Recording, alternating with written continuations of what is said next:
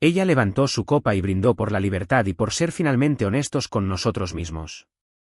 El tintineo del cristal, la risa fingida, las miradas de suficiencia intercambiadas entre personas que solían comer de mi comida, dormir en mi casa y fingir que yo les importaba. Frente a mí, a 3 asientos de distancia, estaba David, mi supuesto amigo. El cuello de su camisa aún conservaba el tenue rastro de un lápiz labial. El de mi esposa. Lo había visto hacía una semana en el lavabo de nuestro baño. El mismo tono. Lo había limpiado con lejía, a pesar de que ya lo sabía. Mi hija, nuestra hija, levantó su copa y sonrió al añadir, mamá merece ser feliz. La has hecho sufrir bastante tiempo. No dije una sola palabra. Ni a ellos. Ni a él. Ni a ella. Simplemente tomé mi copa, bebí el último trago de mi whisky, me limpié la boca lentamente y dije con una calma tan profunda que me sobresaltó hasta a mí, todos tendrán lo que se merecen. ¿Se lo prometo? Aquella frase no les causó impacto. No en ese momento. Estaban demasiado ocupados celebrando a mi reemplazo. Demasiado eufóricos por la emoción de una traición disfrazada de liberación. Pero esa fue la última cena que compartirían conmigo en esa mesa. Esa misma noche me fui. Sin gritos, sin escenas, solo un bolso de lona cerrado, un juego de llaves de repuesto y una última mirada a los retratos familiares que ella aún no había descolgado. Fotos que mentían más de lo que cualquiera de ellos lo había hecho jamás.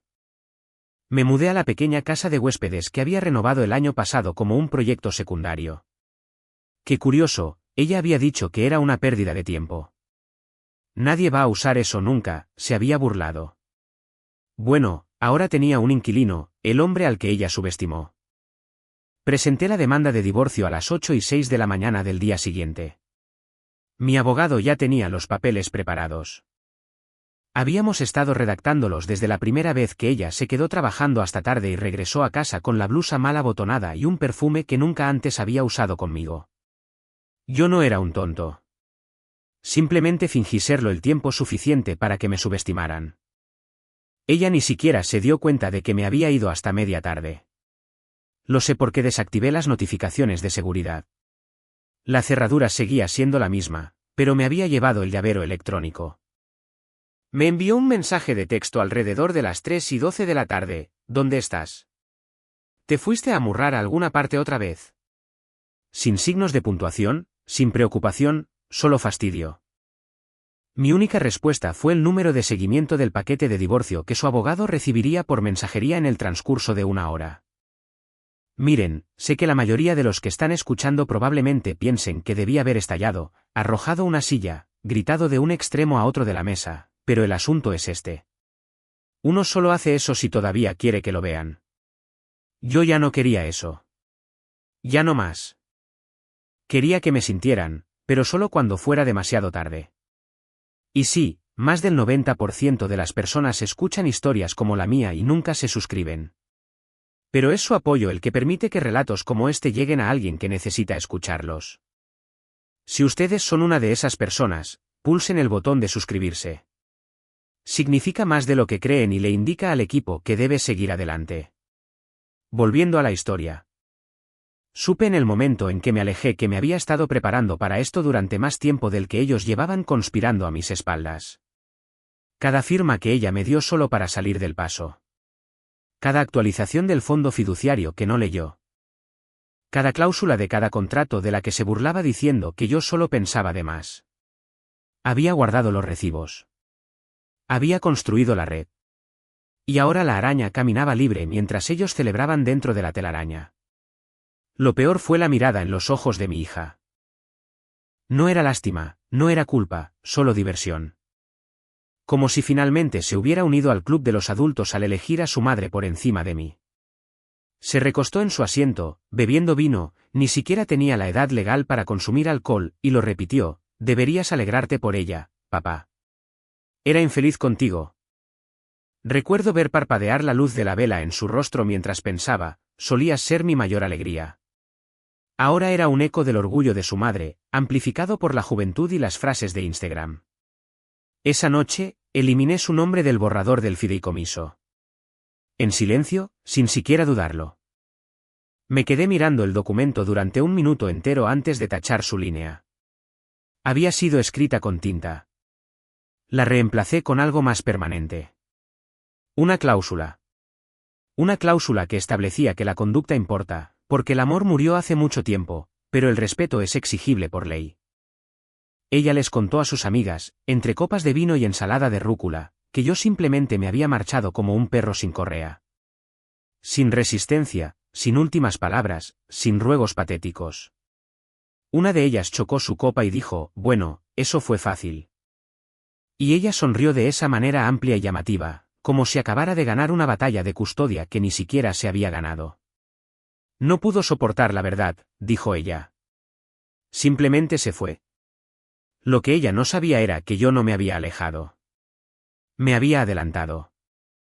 Al día siguiente, su abogado envió una carta de exigencias. No era una consulta cortés ni una negociación, era una lista con elementos en negrita. Nuestra clienta solicita la propiedad exclusiva de la residencia principal, comenzaba diciendo. Luego venían las cifras de la pensión alimenticia, la división de los automóviles, la manutención conyugal por daños emocionales y, por supuesto, el control de los activos de ingresos pasivos compartidos, incluidos los alquileres de la playa, el dúplex del centro y mi cartera de pensiones. Como si estuviera repartiéndose una bandeja de buffet. Resultaba tierno. La carta que recibieron de vuelta no contenía emociones. Sin amenazas, sin sarcasmos, solo una página a espacio sencillo en un papel grueso de color blanco roto. Sin el membrete de ninguna firma en la parte superior, solo un nombre, Leonard S. Albrook. Nadie de su lado lo reconoció. Sin LinkedIn, sin Facebook, sin un sitio web llamativo con una sección sonriente de «Conozca a nuestro equipo». Solo una firma y un sello de agua en la parte inferior. Leonard no tiene cuenta de Twitter. Leonard no tuitea.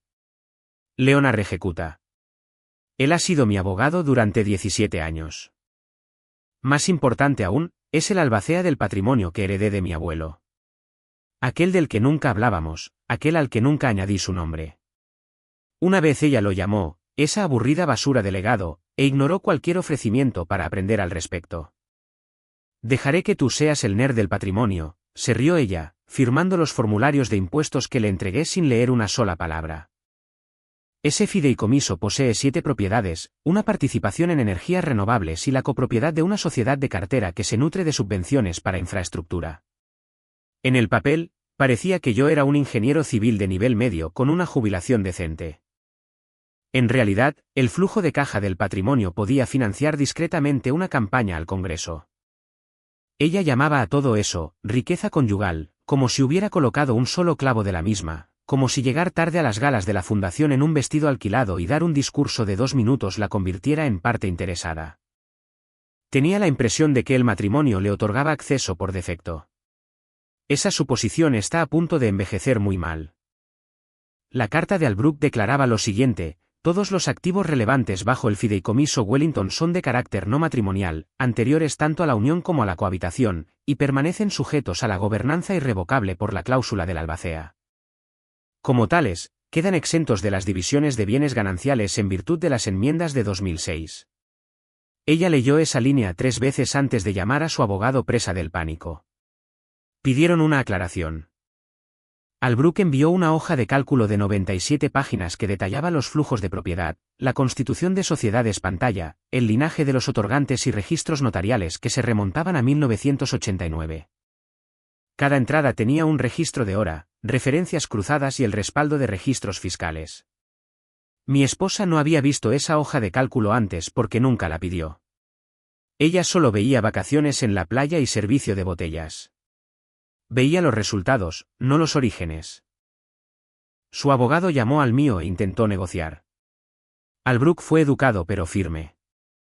Es libre de proceder con su demanda, dijo, pero entienda que su clienta se enfrenta a un individuo que renunció a los derechos de cada vía relevante hace años, con pleno conocimiento legal. Ella tampoco sabía eso.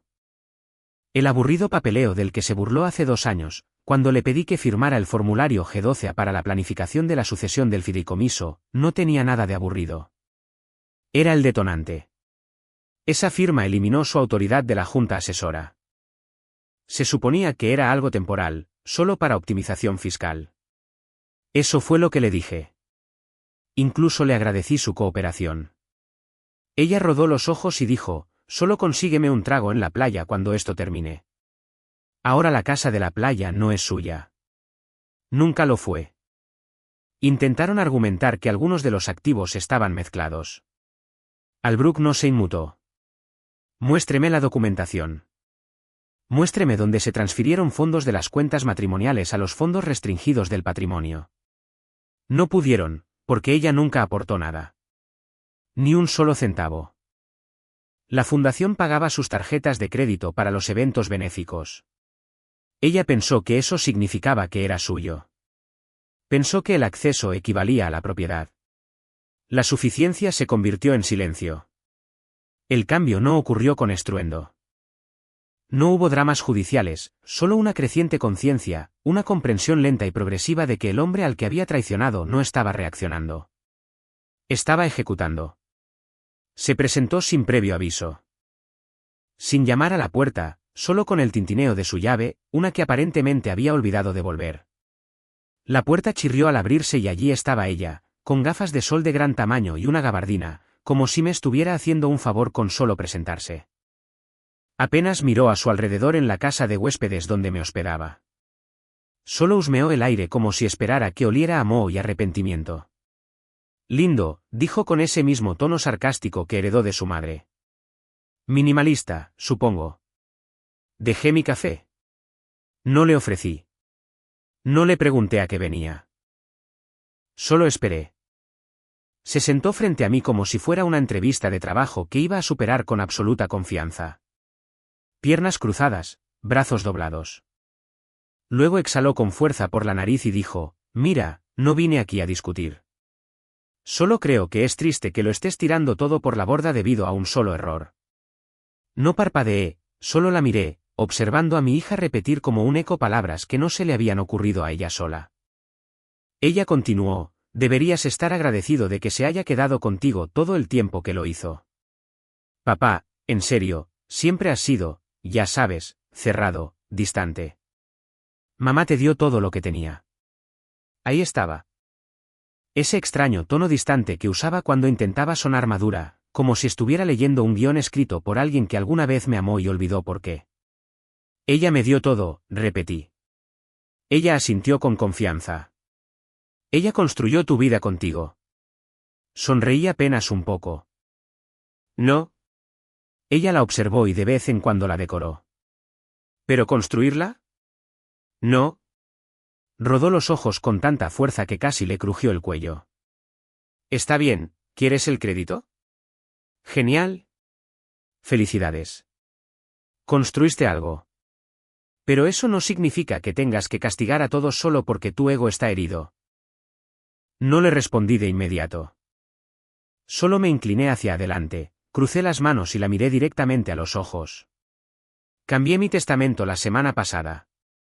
Ella se burló al instante. Claro, papá. Hablo en serio. Sí, como digas. Estabas en él, dije lentamente. Ya no más. Eso borró la sonrisa de su rostro. Parpadeó 2 veces y se acomodó en su asiento. ¿De qué estás hablando?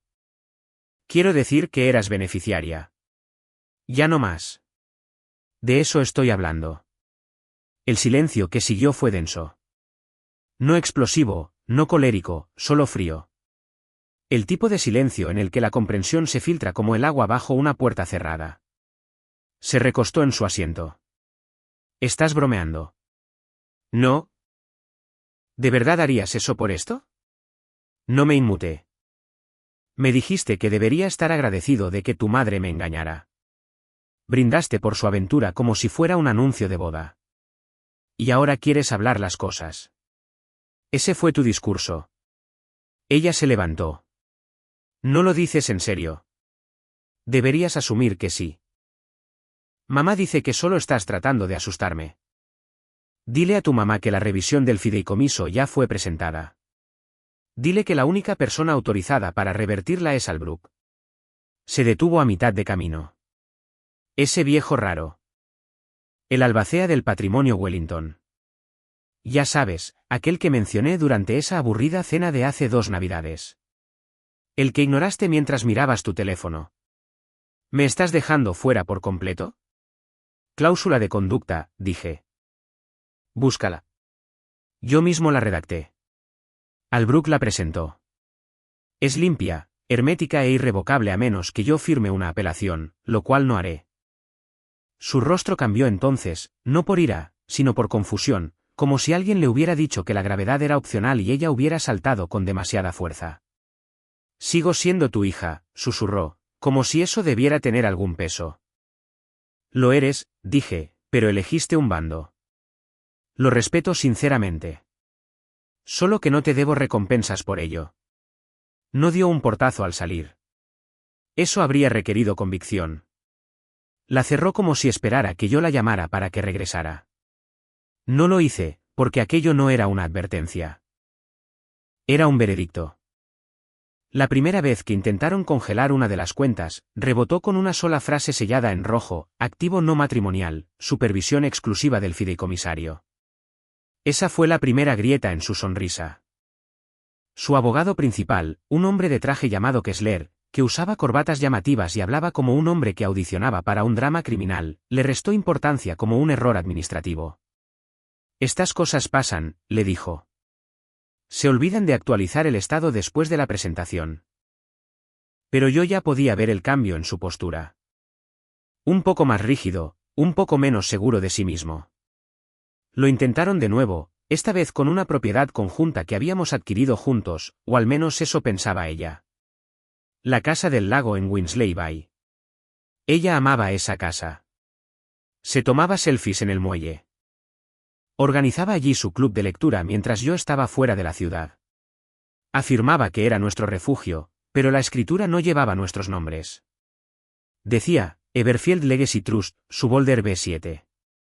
El fideicomisario, Leonard Albrook. ¿Quién demonios es Leonard Albrook? Espetó ella a su equipo. Lo había visto 2 veces. Lo llamaba, el nerd del patrimonio con energía de cadáver. Pero eso fue cuando pensaba que solo era un contador glorificado. Ahora estaba aprendiendo que Albrook no solo llevaba los libros, sino que era el dueño de las cerraduras. Cada vez que sus abogados presentaban una reclamación, ésta regresaba con alguna variación del mismo tema: esta propiedad se encuentra en un fideicomiso anterior a la unión matrimonial. Este activo está supervisado por un albacea y queda fuera de la jurisdicción del Tribunal de Familia. Reclamación denegada en virtud de la sección 3.2 de la cláusula de gobernanza. Kessler empezó a sudar. Enviaron asistentes legales a buscar pruebas de mezcla de bienes, indagando en los registros bancarios con la esperanza de demostrar que se habían utilizado fondos matrimoniales para mantener o mejorar las propiedades. Pero no encontraron nada. Ni un centavo de nuestra cuenta conjunta tocó jamás los fideicomisos. Porque yo nunca lo permití. Todo había sido estructurado a través de sociedades de responsabilidad limitada, LLC, algunas de ellas en manos de grupos de sociedades de cartera matrices registradas en diferentes estados, otras en el extranjero, totalmente en regla, completamente legales y absolutamente fuera de su alcance. Había comenzado a construirlo de esa manera mucho antes de que ella se aburriera de la monogamia. Ella se rió cuando le dije que estaba reestructurando los activos después de que mi padre falleciera. Actúas como si fueras un magnate petrolero, dijo. Vivimos en los suburbios. Sí, y el petróleo no se anuncia en la entrada de la casa. El momento del colapso llegó un martes. Kessler caminaba de un lado a otro durante una videollamada, hojeando impresiones como si éstas se hubieran reorganizado solas para obrar un milagro. Tiene que haber una puerta trasera, murmuró. No la hay, dije yo. Ni siquiera estaba en la reunión. Albrook se mostraba tranquilo, deliberado, con la paciencia de un hombre que ya había sobrevivido a 2 jueces de sucesiones y a la mitad de un comité del Senado. Ella finalmente hizo la pregunta que debió haber formulado años antes: ¿cómo es esto siquiera legal? Albrook no levantó la vista de su tableta. Porque usted nunca preguntó qué poseía él, dijo. Solo que podía quitarle. Silencio. Lo suficientemente largo como para estirarse. Lo suficientemente largo como para doler.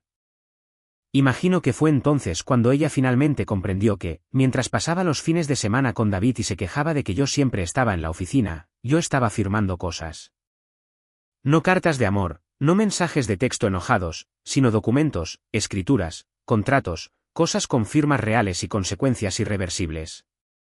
Una vez ella dijo, no necesito entender las cosas financieras.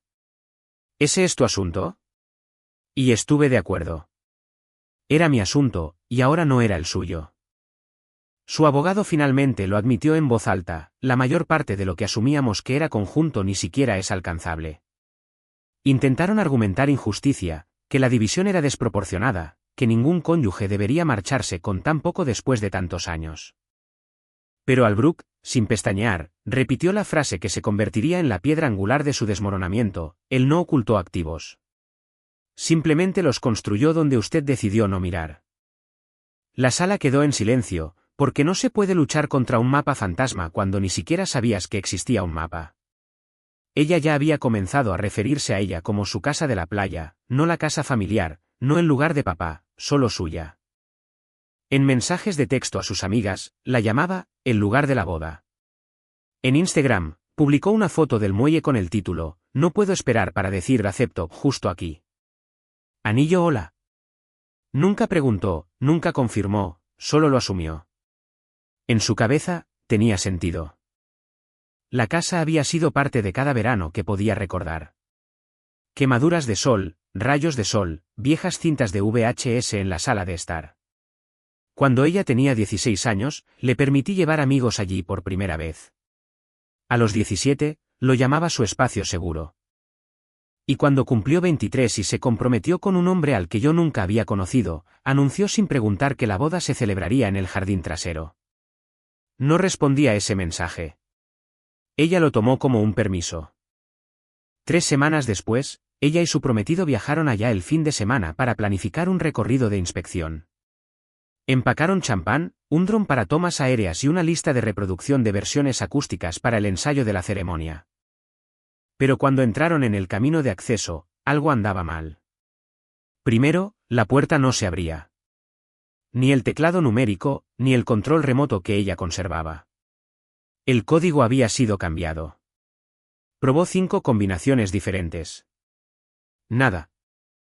Luego notaron que el buzón de correo ya no estaba, lo habían quitado por completo, poste y todo. En su lugar, había una losa de concreto con una placa de metal negro, Fundación Crescent, propiedad privada, prohibido el paso al público. El allanamiento dará lugar a acciones civiles. Su prometido se rió. Pensó que era algún tipo de broma. Ella no. Me llamó 6 veces seguidas. Vi parpadear cada llamada en la pantalla. Las observé una tras otra sin mover un solo dedo. Dejó un mensaje de voz en el 5º intento: papá, esto no es divertido. Tienes que devolverme la llamada. No podemos entrar a mi casa. Ahí estaba otra vez. Mi casa. No respondí. No por teléfono, al menos.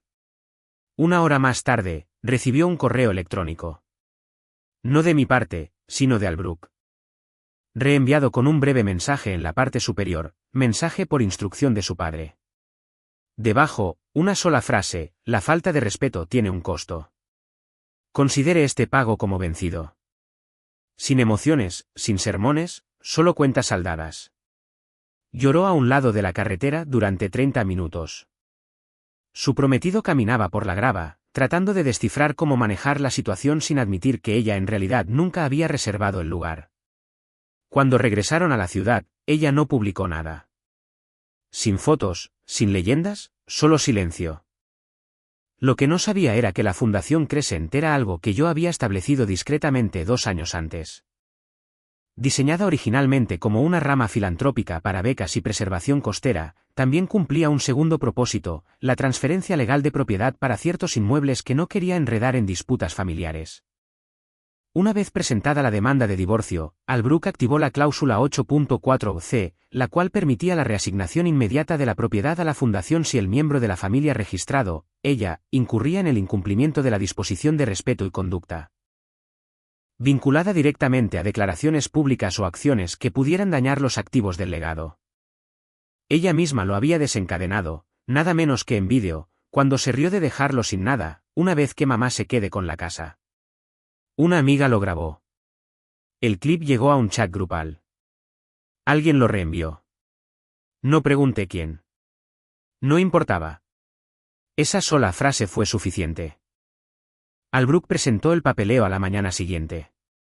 Cerraduras cambiadas, servicios públicos reestructurados, número de identificación fiscal transferido, propiedad revocada.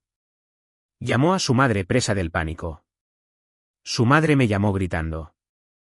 No contesté a ninguna de las dos porque lo que nunca entendieron fue esto: el legado no es solo dinero, es memoria. Son las historias transmitidas a través de las fronteras de las propiedades y las líneas de sangre. En el momento en que trataron ambas cosas como basura, dejaron de ser elegibles para heredar cualquiera de ellas.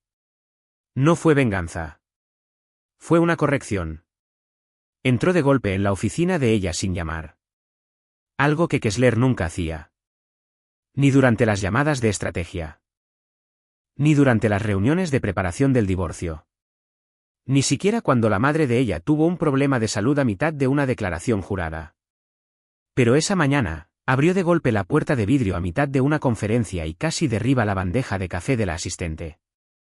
Su rostro estaba pálido, sus ojos desorbitados y su mandíbula apretada como si hubiera mordido un cable de alta tensión. Ella estaba a mitad de una frase, presentando los siguientes pasos a su equipo de litigio, con sus tacones de diseñador apoyados en el borde de su escritorio, un café con leche en la mano y una calma fingida que fluía como un comercial de perfumes. Cuando él irrumpió, ella levantó la vista visiblemente molesta. Kessler, estamos en medio de... Él la interrumpió con unas palabras que destrozaron la habitación. ¿Te das cuenta de quién ha reescrito su testamento? Ella parpadeó, atónita. ¿De qué estás hablando? Él no esperó a que ella se levantara, simplemente metió la mano en su maletín y arrojó una carpeta gruesa y encuadernada sobre su escritorio. Cayó con un golpe seco que hizo estremecer a la mujer que estaba a su lado. Eso, dijo señalando, es lo que él presentó la semana pasada con Albrook y ante el condado. Ella lo recogió lentamente, hojeando las páginas de color crema como si estuvieran en un idioma extranjero. Pero la portada lo decía todo: última voluntad y testamento de Grant W. Guillot, presentado y presenciado, Rep 3, con fecha del 18 de abril, con efecto inmediato tras su presentación. Su nombre no figuraba allí. Tampoco el de su hija, ni el de sus hermanos, ni el de su anciana madre, quien solía depender de Grant para la cobertura de sus gastos médicos. En su lugar, aparecía una lista con viñetas bajo el apartado de beneficiarios: Fundación Crescent, Fondo de Becas Montrose, Viviendas para Veteranos de Atwood, Panel de Conducta del Legado bajo la supervisión del albacea L.S. Albrook. En los derechos del albacea figuraba una cláusula que ella nunca antes había visto. Le otorgaba a Albrook la total discreción para liberar o denegar fondos de los canales patrimoniales residuales basándose en el mérito, la necesidad y la conducta observada que fuera coherente con la ética declarada del legado del difunto. Ella cerró el documento de un golpe. Esto no puede ser legal.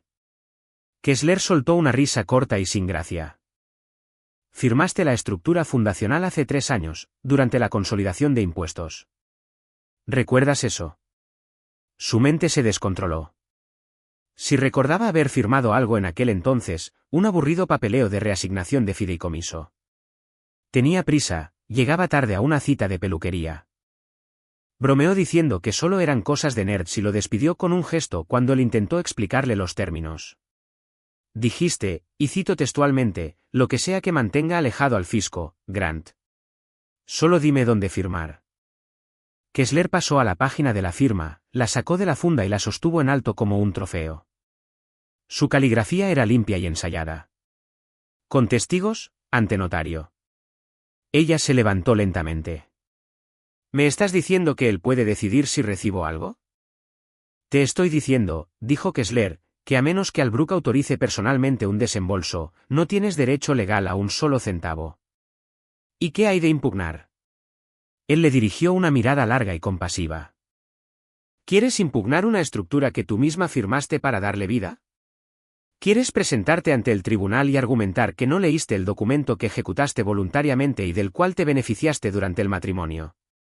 Ella abrió la boca. Él la interrumpió. No solo perderás. Enterrarás tu credibilidad ante cualquier juez que vea el caso. Ella se desplomó de nuevo en su silla. La habitación estaba en silencio, la llamada seguía activa y su personal observaba las consecuencias como espectadores del derrumbe de un edificio. ¿Cómo? ¿Cómo pasó esto?, susurró ella. Kessler no respondió de inmediato. Solo sacudió la cabeza y se sentó frente a ella. Estaba jugando al ajedrez. Tú estabas bailando en tu fiesta de celebración de la infidelidad. Esto no sucedió la semana pasada. Comenzó el día en que él se marchó. Ella intentó recomponerse. De acuerdo, bueno, la fundación entonces. Estoy en esa junta directiva, ¿verdad? Él no dijo nada, simplemente deslizó la última página sobre la mesa, la lista de la junta de fideicomisarios. Su nombre tampoco aparecía allí. En la parte inferior de la página había una nota adhesiva escrita a mano, con la caligrafía cursiva inconfundible de Albrook: el legado no es automático. ¿Se gana? Firmado, como siempre, el albacea. Ella intentó ordenar sus pensamientos. Intentó recordar si alguna vez había leído algo de lo que había firmado. Si alguna vez había escuchado en alguna de las reuniones que había calificado como una pérdida de sábado. Se había saltado 2 de las revisiones trimestrales, había enviado a su asistente a la última y ahora la victoria legal que creía inevitable se había transformado en una trampa bellamente diseñada, una que ella misma ayudó a construir, ladrillo a ladrillo, firma tras firma. La habitación permaneció en silencio porque no quedaba nada más que decir. Llamó directamente a Albrook. Sin asistente, sin cita previa, solo una llamada cruda e impulsiva en mitad de la noche. Ni siquiera esperó a que él contestara adecuadamente. En el momento en que él respondió con su calma habitual, Leonard Albrook, ella estalló: ¿cómo te atreves a dejarme fuera del legado de mi propio esposo? ¿Quién demonios te crees que eres? Él esperó a que ella terminara, como siempre hacía. Luego suspiró como un hombre que acababa de ser interrumpido a mitad de un crucigrama. Creo que soy el hombre al que solías referirte como una hoja de cálculo con patas, respondió él. Y ahora soy el albacea de un patrimonio que abandonaste en favor de fiestas de cóctel y traiciones. Así que mantengamos las teatralidades breves. ¿Crees que esto es ético?, siseó ella. No, dijo él rotundamente. Creo que es limpio. Ella se rió con amargura. Oh, de modo que esta es tu venganza. ¿Es eso? Tú y Grant planearon esto juntos para castigarme. Venganza, dijo él casi divertido. No, esto no es venganza. Es higiene patrimonial. Ella se quedó callada. Él continuó: usted malinterpretó la naturaleza de la riqueza. Pensó que se trataba de acceso, pero el acceso no es propiedad, y la propiedad no es legado. Lo que usted tenía, señora Elliot, era proximidad. Lo que ha perdido es permanencia. Ella intentó cambiar de rumbo. A mi hija también la están dejando fuera. ¿Por qué? ¿Por defender a su madre? Albrook ni siquiera se tomó la molestia de discutir. Su hija hizo comentarios públicos sobre destruir el patrimonio después del divorcio. Usó la frase dejarlo sin Blanca 2 veces. Eso por sí solo activa la cláusula 9E2. Ella no lo decía en serio. Lo decía lo suficientemente en serio como para decirlo, grabarlo y compartirlo. Así que, a menos que desee activar una cláusula de reasignación total, le sugiero que le informe que cualquier impugnación legal o difamación pública resultará en la desheredación completa sin posibilidad de apelación. Ella golpeó la mesa con la mano. ¿Crees que me estás asustando? No, dijo Albrook con calma. Creo que está empezando a darse cuenta de que en realidad nunca tuvo las cartas en su poder. Simplemente hacía el suficiente ruido para apagar las voces de quienes sí las tenían. La llamada terminó, pero eso no fue lo peor.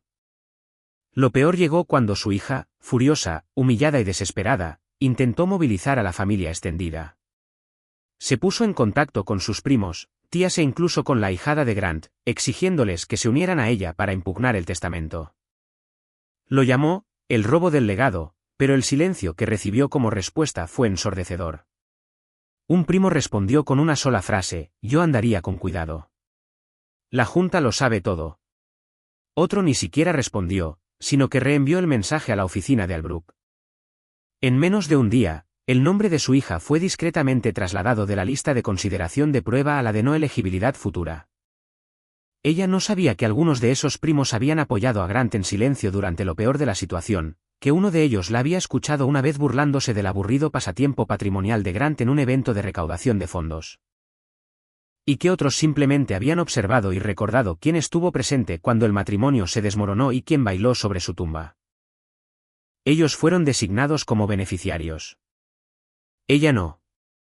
No porque fueran mejores, sino porque no usaron la traición como un arma para llamarla empoderamiento.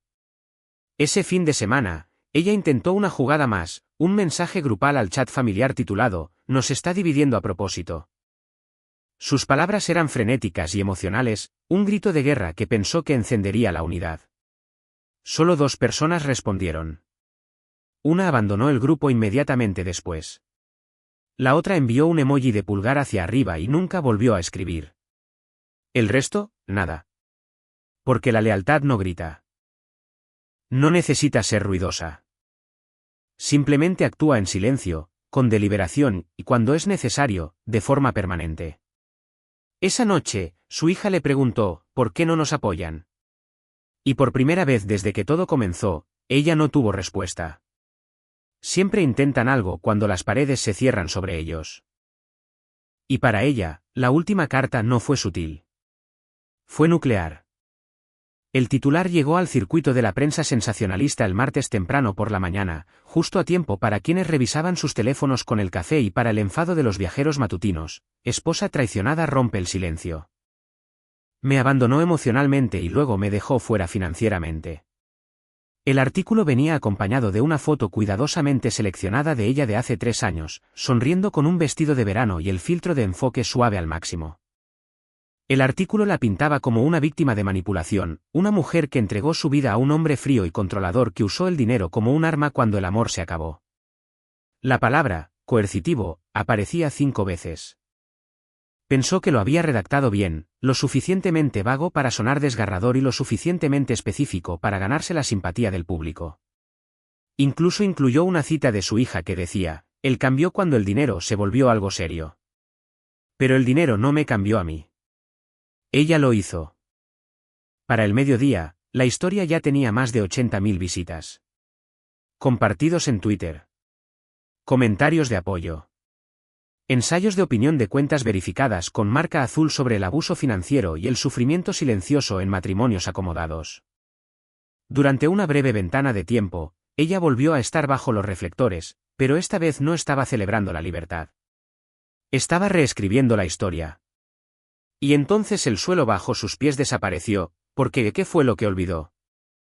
No, lo que nunca entendió fue que yo no reaccionaba, yo archivaba. Para las 4:22 de la tarde, la oficina de Albrook había difundido un archivo documentado a una selecta lista de medios de comunicación. No gritaron. No respondieron con dramatismo. Simplemente publicaron un aviso, en respuesta a las recientes afirmaciones difamatorias, se ha hecho pública la documentación de los registros de cumplimiento del fideicomiso Wellington. Transparencia total disponible a petición del interesado. L.S. Albrook, Albacea. Y con eso llegaron las pruebas, correos electrónicos que se remontaban a 16 meses atrás entre ella y David. Asuntos como, tenemos que coordinar bien los tiempos, y, todavía cree que estoy en el trabajo.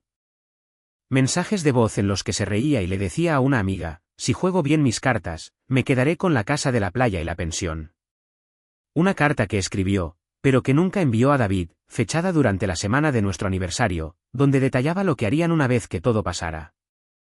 Y quizás lo más condenatorio de todo, una grabación de audio de 48 minutos de una cena que tuvo con su hermana, bromeando sobre cómo los hombres como Grant no se dan cuenta de que han perdido hasta que el banco les avisa que ya fue suficiente. El tabloide retiró el artículo en cuestión de horas. La rectificación fue pequeña, sepultada en la parte inferior del sitio web bajo el apartado de correcciones. Sin disculpas, solo una línea, las afirmaciones de nuestra historia anterior no eran verificables y se vieron contradichas por pruebas sustanciales.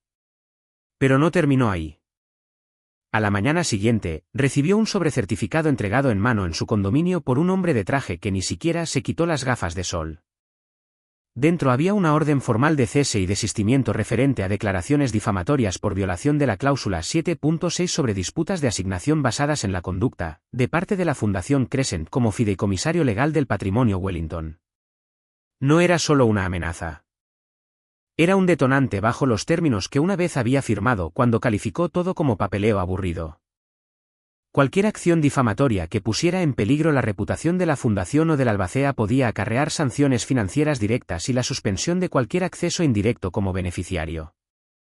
Traducción: incluso si alguien pensaba en darle algo más adelante, ahora por ley no podía hacerlo. Intentó impugnar la orden. La respuesta de Albrook fue una sola frase: damos la bienvenida a su impugnación. Tenga en cuenta que nuestro expediente de pruebas ya supera las 300 páginas. Luego llegó la factura por daños y perjuicios, una cifra de 6 dígitos con 0 centavos, pagadera en un plazo de 60 días o sujeta a escalada civil. No publicó nada después de eso. Sus redes sociales se apagaron.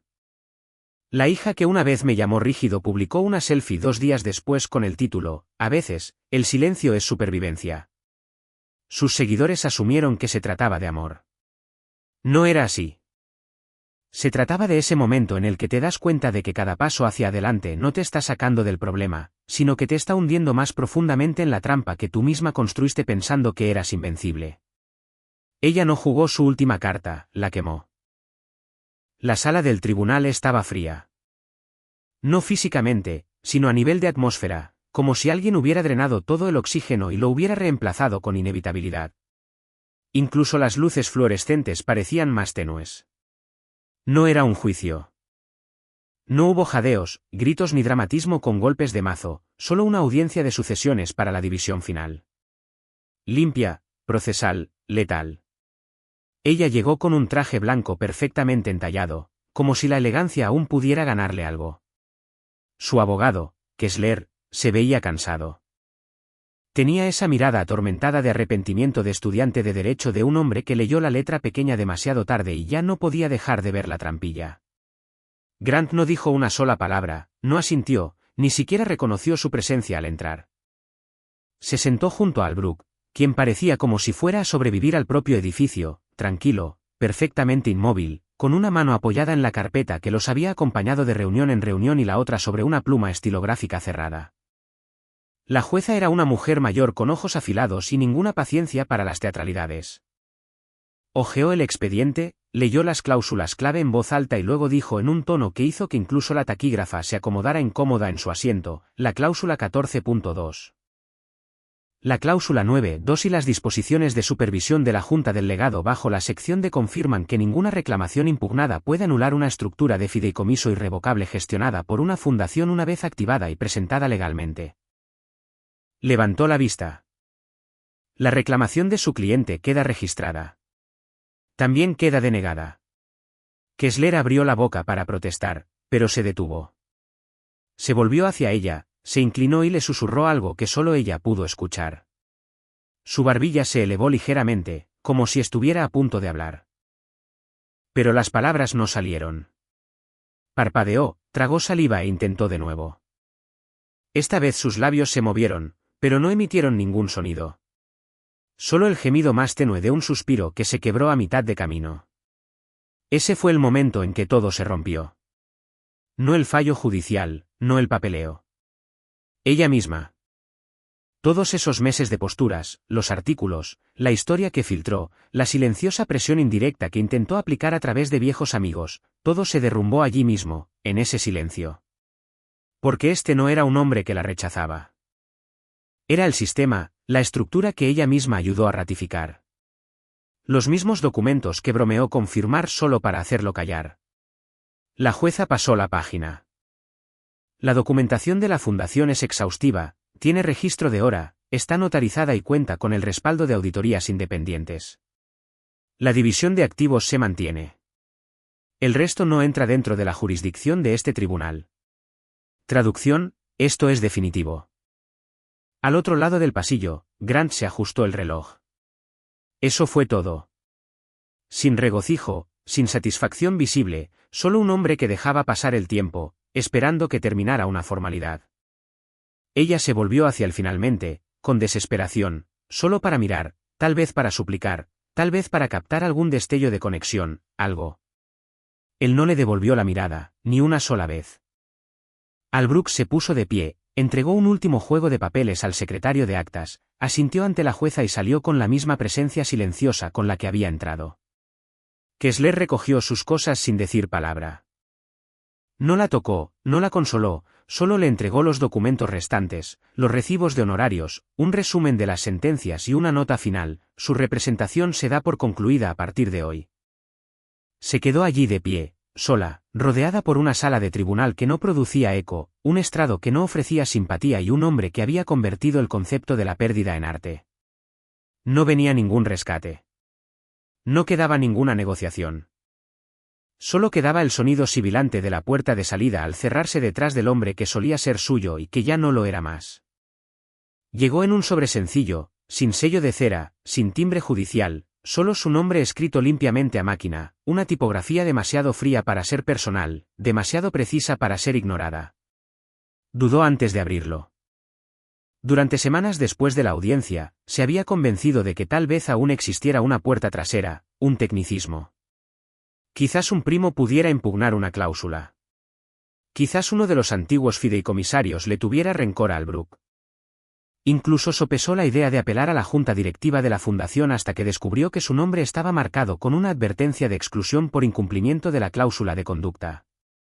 Se dijo a sí misma que era un error. Que seguramente alguien todavía veía su lado de la historia. Pero ahora el sobre contenía únicamente una sola página de pergamino grueso de color marfil doblada una vez de manera limpia. Lo desdobló con dedos temblorosos. En la parte superior, sujeta con un clip a la carta, había una copia de su propia firma, nítida, fechada y notarizada. El 17 de diciembre, hacía 3 años, el día en que había firmado lo que Grant había llamado el paquete de simplificación familiar. Ni siquiera se había quitado las gafas de sol durante esa reunión. Tenía prisa por llegar al almuerzo de compromiso de su amiga y había dicho mientras se aplicaba lápiz labial, lo que sea que mantenga al recaudador de impuestos fuera de nuestras espaldas, cariño. Él había sonreído y no había dicho nada. Ella nunca supo que él había registrado esa firma exacta bajo el plan de contingencia de activación por conducta de directiva patrimonial irrevocable.